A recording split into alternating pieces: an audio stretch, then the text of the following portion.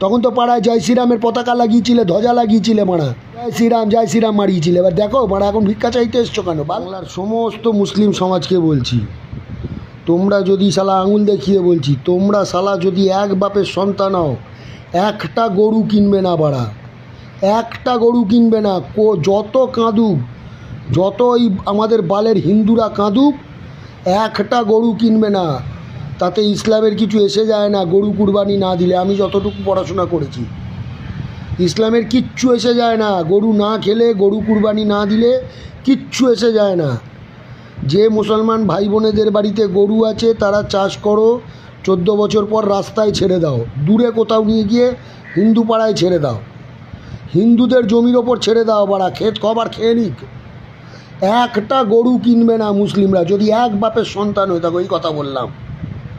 আমার এই ভিডিও যারা যারা দেখবে, ভবিষ্যতে আমার সাথে কী হবে, শেষ হবে কি, লাস্ট মরে যাব, তাই তো মেরে ফেলবে, এর বেশি তো কিছু না। কিন্তু সত্যি বলতে ছাড়বো না। এই বাবাচোদা সরকার, হিন্দুত্বের সরকার বন্ধ করতে হবে। এ দেশ সেকুলার, এ দেশ হিন্দুর, এ দেশ মুসলমানের, এ দেশ খ্রিস্টানের, এ দেশ শিক্ষিতের। অশিক্ষিত আনপাড় গাওয়ার গোবরখোর মুতখোরেদের দেশ নয়। এ দেশ আব্দুল কালামের দেশ, এ দেশ নেতাজির দেশ, এ দেশ স্বামী বিবেকানন্দর দেশ, রাজা রামমোহন রায়ের দেশ, টিপু সুলতানের দেশ, ঔরঙ্গজেবের দেশ। এত দূর বললাম।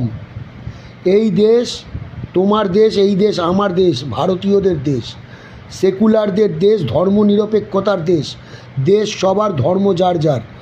এই ধর্মের ওপর আঘাত করতে গিয়ে কত মানুষের ক্ষতি করছে। যেভাবে রেলের হকার থেকে শুরু করে সমস্ত খেটে খাওয়া মানুষের ওপর এই বিজেপির সরকার শুভেন্দু আক্রমণ করছে, এর জবাব দিতে হবে। 5 বছর সহ্য করো, 5 বছর পর একটা গরু কিনবে না যদি বাড়া এক বাপের বেটাও।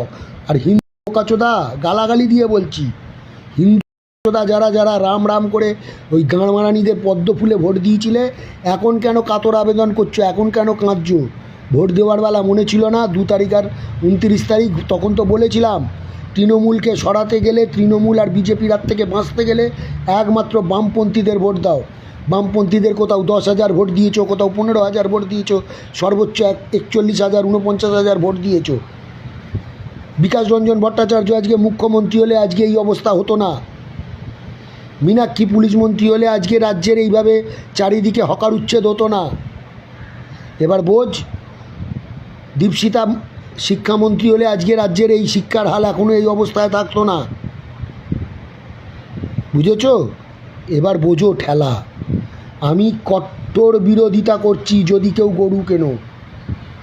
গরু কেউ কিনবে না, আর হিন্দুরা গরু বেচবে না, ঠিক আছে?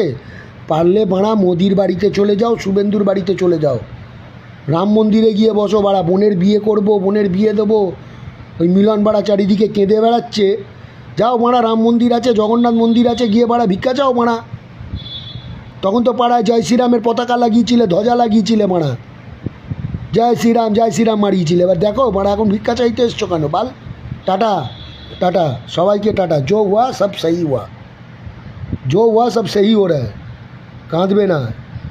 বাঙালি কালিদাসের বংশধর, যে গাছে বসেছো সেই গাছের গোড়া কেটেছো, তা আচার খেয়ে পড়ো, দেখ কেমন লাগে।